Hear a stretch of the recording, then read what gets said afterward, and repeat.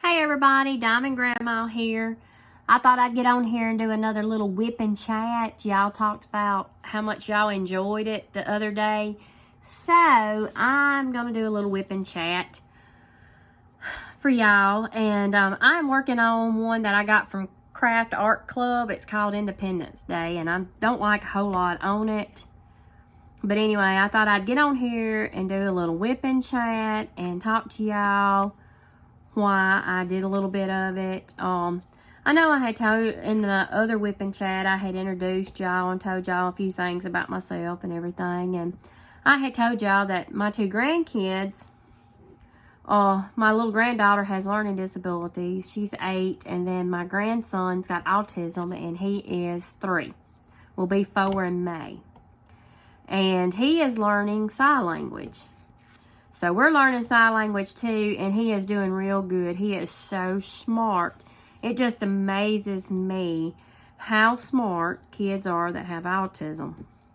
And it just makes me so mad when other kids bully them and all that, because having autism is nothing wrong with having autism. You're just unique in your own way, and a lot of parents can't stand it because their kids are autistic, you know, and I just want to say, be thankful that your child is breathing, alive, and is doing as well as they are, because you could not have your child there at all. And I think children are a blessing from God, that, you know, they send them to you, the right people, the right folks to handle it. And I mean, I'm going to tell you, just because my little grandson's autistic, he is a bright little bulb. I'm going to tell you, he is so smart. Now, my granddaughter, I told you, had some learning disabilities. She does have ADD. And they're going to test her because they think she may have a little bit of autism herself. And I believe it runs now with my grandson. Now, she's not my biological granddaughter, but she is my granddaughter. I don't treat her no different. She is my granddaughter.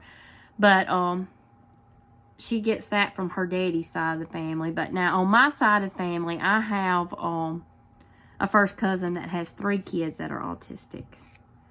And then my husband's nephew that works with him in his business, his little son is autistic too. So it runs somewhere down in our family as well.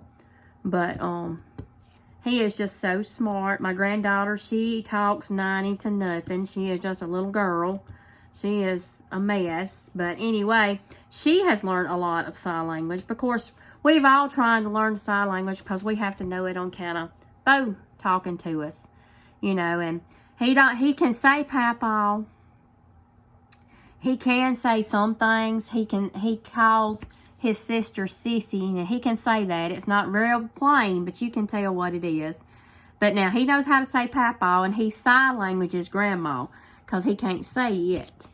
But he is so smart. But it just makes me so mad that kids bully these poor children in school because, you know, they can't help it. They're the way God made them, and I just think it's just terrible. And a lot of times, kids learn that from their parents. And I hate to say that, but a lot of times it's how the parents raise them on the way they treat folks. I know when I was working at the jail, I had some people that worked for me that they thought just because they were in jail, you know, they could talk to them any which way they wanted to, or cuss them out or whatever, you know. And I'd tell them, say, look, you know, you don't need to be talking to them. They're not doing nothing. You don't need to be doing that. You know, if they start with you, then, you know, of course, you know, you don't take it, you dish it back. But don't do it just because you could think you got that badge, because that badge don't mean nothing. You know, it's all in how you treat folks. And I said, the more respectful you treat somebody, the better they're going to treat you. And that is the truth. I didn't have very little trouble did I ever have out of anybody that I dealt with at the jail. Most of them would call me Mama Lynn, or they'd call me Mama, or, you know, because most of them was, like I say, young enough to be my children. They were my son's age. I mean, a lot of them were. Some of them even went to school with my son. And my son, I mean, he jails up there part-time. He's a diesel mechanic, and he works every other week. And when he's off, he still works up there at jailing at the jail part-time. So, but I mean, I'm telling you, it's all in how you treat folks. You just can't. Karma will come back around. I have said that all my life. You know, you just can't treat people bad. And another thing, on the inmates, you know, they're not going to be locked up forever. And they may run out into you out in public, and they remember how you treated them, and they gonna retaliate. I mean, you just can't treat people bad. I mean, just irritates me because people do it just because they can do it. You know, folks are mean. I mean, they really are. I don't know why people just can't be kind and be done with it. You know, that's my motto: be kind. Be kind to everybody. You know. Everybody's different in their own unique way. And that's what I was talking about. When I was growing up, I graduated in 1991. And in the class I was in, I mean, we all got along. It wasn't no such thing as bullying or making fun of folks for what they wore or anything. Of course, you know, we had the more popular kids, and then we had the ones that wasn't so popular. But we all got along. They wasn't picking on each other or anything like that. And everybody was just about in the same boat in 1991 when I graduated, when I went to school. You know, it was different. We didn't have to worry. And see, that was another thing. We didn't have to worry about drugs or anything. If anything went on, they might have been smoking cigarettes or drinking, you know. It wasn't nothing, no hard stuff, no drugs or anything like that, you know. So it's just, things are a lot different now for kids. I mean, it's just awful how cruel some people can be, you know. And my son used to get so mad when he was in school. My son, when he was in kindergarten, he had a little boy that made fun of him and told him he didn't have check marks on his shoes. Of course, y'all know that means Nike, you know. And my son come home and said, "Mama, I don't have no check marks on my shoes." And it kind of made me mad. And I told him, I set him down, I told him, I said, "Son, it don't matter what you live in, what you drive, or what you wear." I said, "It's the person that counts." And that's the truth. It is the person. I said, it's the person that matters. It's not what you wear or what you have or anything like that. I told my son, you know, I said, when you get up and get out of high school, I said, you're not going to remember what anybody wore. You said, you're not going to remember, you know, anything like that. I mean, who cares, you know.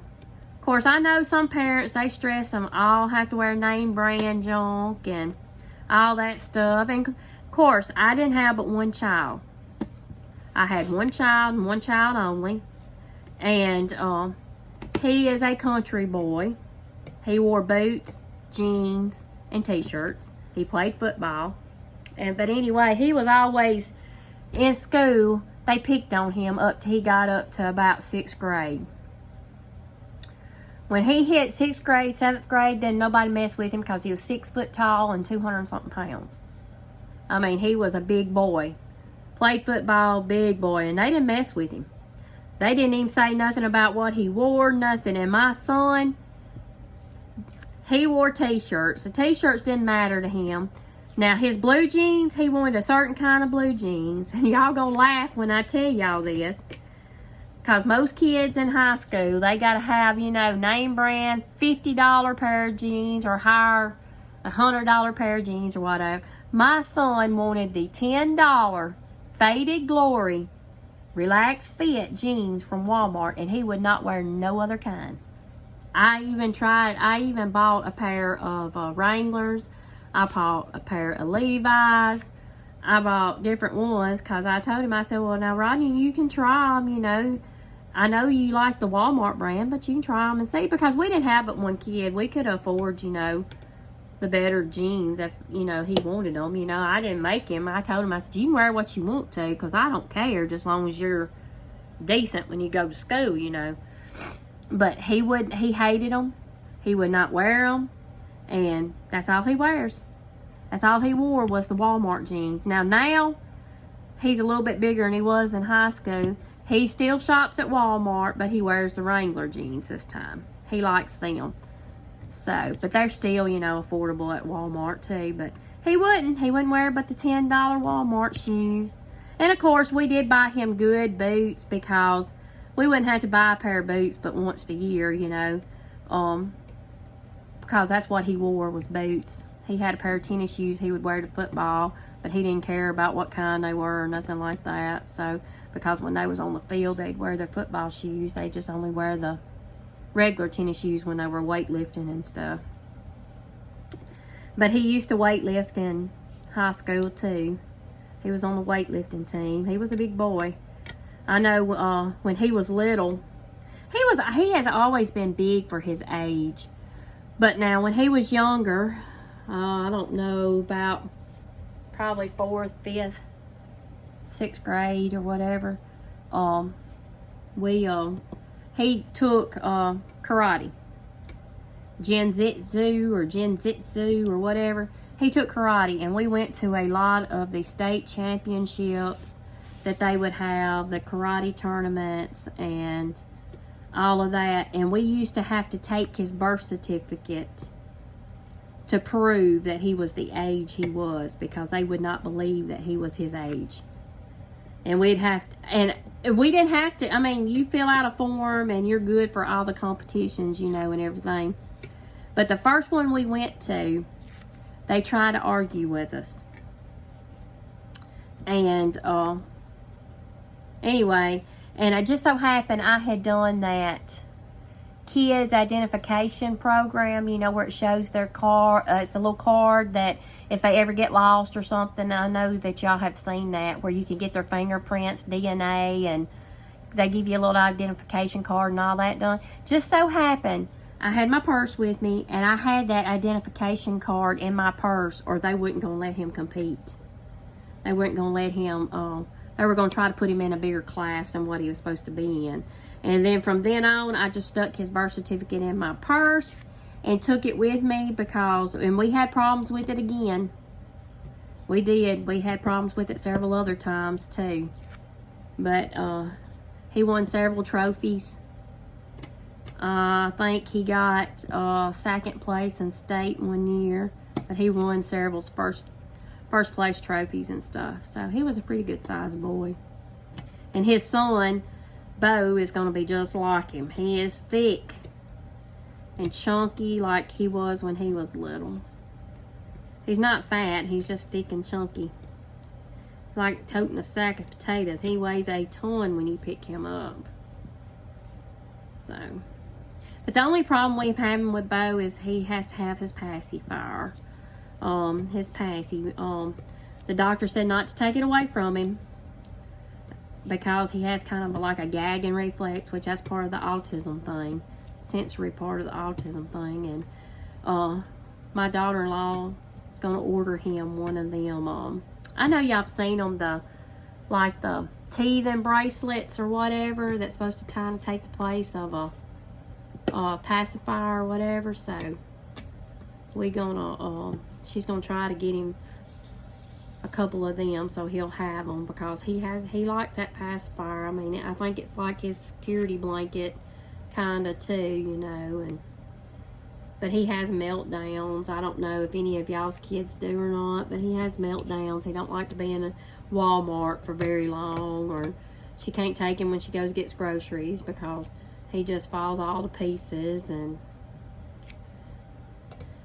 if you have autistic kids, you know, and they won't eat but certain things too, and won't wear but certain kind of clothes because they may not like the textures of them, and just different things like that. So we're learning. It's all in learning for us, you know. But like I say, I've got a first cousin that's got 3 kids that are autistic, and I have been around autistic kids, so I do know kind of some of the things that they do, because I have learned it from her. But I just don't understand why kids are so mean this day and time. I just don't. I know last year my granddaughter got bullied a lot, and she was in kindergarten. And she had a little girl in there that just bullied her. I mean, just plain out was mean to her. And my daughter said something to the teacher and said something to the principal and all that. Of course, nothing got satisfied with it, or nothing come of it. And it was just a big mess last year. She hated school. She cried every day when she went to school. And it's just, and that's kindergarten. And that's pitiful that it happens in kindergarten, because that's young kids.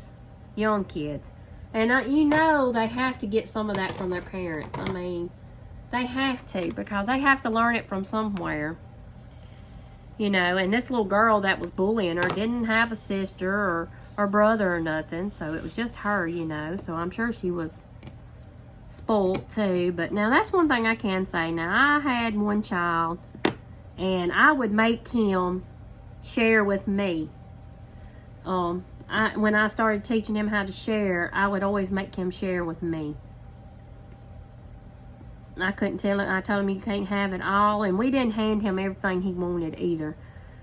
He had to work for his truck. He had to work for in high school and stuff like that. So, you know, he didn't have everything handed over to him when he was a teenager. Not like some kids do. I mean, he didn't even drive a new truck. The truck he drove was an older model GMC. I mean, and you know, sometimes you think it wasn't even going to make it where it was going to go. You know, we didn't buy no new vehicle for him. We didn't drive new vehicles at the time when, you know, he was coming up. We had used vehicles, you know. So, I mean, and a lot of day and time now, parents buy them new vehicles. I mean, they have better vehicles than a lot of times what the parents is driving. And I don't understand that, because they're just learning how to drive. You know, you don't want to buy them a brand new vehicle and them just learning how to drive, because there'll be dents in it and everything else. But, you know, everybody's got their own opinion about it. So don't throw rocks at me about it. But I just don't think you should start. I think you need to teach them some responsibility and teach them how to treat people. I mean, the world would be a lot better place if parents would start teaching their kids a lot better than what we do. And don't get me wrong, I'm guilty of it too. You know, I know there's a lot of things I should have got on to Rodney for when he was younger, you know. But I can't honestly say I did teach him how to treat people. Because I was raised, in the family I was raised in, I didn't have, you know, they love people, talk to people, you know, everything else. So I've never been shy. I've always been one that can talk. I think that's one good reason. I mean, one reason why I did so good in the job I had done at the jail. Because, I mean, I like talking to people. And I don't care what you done, or who you are, or whatever. I mean, we've even, when I worked at the jail, we even had, we had 3 murderers locked up at one time. And a lot of people ask me, was you not scared to death to have to deal with them people and all that? I'm like, no, I wouldn't. I mean, we have a control tower. Somebody's watching you every time you go in to any of them pods or anything like that. You know, I wasn't scared to go in there. I mean, if you're scared to go in there, you don't need to be working at that job. I mean, they're people. You know what? I mean, when you go in there to do that job, you better realize you're going to get your butt handed to you at least one time while you're in that job. You're going to have to fight, folks. And I know that's awful to say, but you're going to have to fight drunks. You're going to have to fight people that's going to be disrespectful, that are going to try you to your very end. And, but you just can't be scared in that job. You just cannot be scared. I mean, I ain't saying be careless or nothing. You have to be smart. You have to watch your surroundings and know what you're doing. But you don't have to treat nobody awful either. You know, I'd go in there and talk to them. You know, I wasn't scared. I mean, I was not scared. That's one thing I can say. I was not scared working up there. But, I mean, I know they may have committed murder and stuff like that. But, you know, you got to forgive them. I mean, you know, the good Lord tells you got to forgive folks. I mean, that's just part of it. I mean, you don't have to like what they do. Just like child molesters and stuff like that. You don't have, and it was hard. I'm going to be honest with y'all. It was hard to try to treat them the same as you did everybody else because you know what they done. But you have to put that to the side. If you're going to do your job right, you have to put it to the side. I mean, you can't, you know, just, oh, I'm going to be mean to them because they're a child molester. I mean, if they're not doing nothing, you can't do that. I mean, you just can't. And I mean, I never was scared when I worked up there. You know, I would transport people all the time. Even though I was jail administrator, I transported people to Whitfield, to the Nut House, to car rent to the Nut House. And I would go pick people up at Parchman. I would go pick people up at other jails, you know. It wasn't nothing for me to go pick up other people at jails and stuff. So, you know, I did a lot of transporting too. Because I would have time, and that way my jailers could stay at the jail, you know, if they needed them, bringing people in, booking and all that, and I could run and get somebody and them not be short-staffed, you know, so. But you just, I mean, I don't care what job you're in, you've got to be nice to people. You just have to. You need to be kind. Because you just don't know. You ain't walked a mile in their shoes, and you don't know their circumstances, and you don't know how they were raised, and you don't know what they've been through. And, you know, you just have to be, you have to be synthetic, but you got to be smart too, you know. And I had folks that come in, I would go in work, and they'd be hollering for me. Because they had been in there before, and they would be hollering. Let me see Miss Lynn. Let me know when Miss Lynn gets there. And I'd get in there, and I'd be like, what are you doing back? And I'd be like, Miss Lynn, now I'm like, y'all know better. You know what's going to happen when you do that. I know. And a lot of them, this is what got me, a lot of them wouldn't report to their probation officer. And they wouldn't be doing nothing. They wouldn't be doing drugs or drinking or nothing like that. They just wouldn't report because they didn't want to. And I'm thinking, how stupid, you know, can you be not to report and be right back up in jail? But, you know, I mean, like I say, they were young kids. A lot of them wasn't but 18, 19, 20 years old. I was old enough to be their mama, you know. And a lot of them I knew because a lot of them went to school with my son. And a lot of them had been in and out so much, you know, and everything, so. But anyway, I guess my little chat is just be kind to folks because you just don't know what they're going through. You know, you don't know what their circumstances is. You don't know what they had been into before or what path they had took or how their home life was or what their parents were like or if they even had parents or, you know, you just don't know. In other words, just be kind. I mean, it takes as much effort to be kind as it does to be mean. I mean, really. Why be mean? You know? And I don't care when anybody says everybody deserves a second chance, whether it's their fourth or fifth or whatever. Who knows? That chance you give them, the next chance you give them, may be the one that straightens them up. You know, you just don't know. You can't give up on people. If you give up on people, they give up on themselves. And you've got to help people, you know, support people. Try to help them, you know, do right. Try to help them to get, you know, better situations and stuff. And don't get me wrong. I know there are some out there that they won't even help themselves. You know, and you can't help somebody that won't help themselves. But you still can be kind. Don't mean you have to give them money or, you know, anything like that, but you can still be kind to them. But anyway, I'm going to get off of here. I hope y'all enjoyed my little whipping chat. It wasn't much of nothing. I just wanted to get on here and talk. And y'all enjoyed the last one y'all said that I did. So I thought, well, I'll just do another one. I'm almost through with this one. I don't like too much. But I just want to say thanks for stopping by. And if you enjoyed it, hit the like button. And if you would like to subscribe, hit the subscription button. I would love to have you in my family and love to have you a part of my family. And that way it'll upload and let you know anytime that I put a video on. And I just want to say thanks for stopping by, and I hope to see you tomorrow.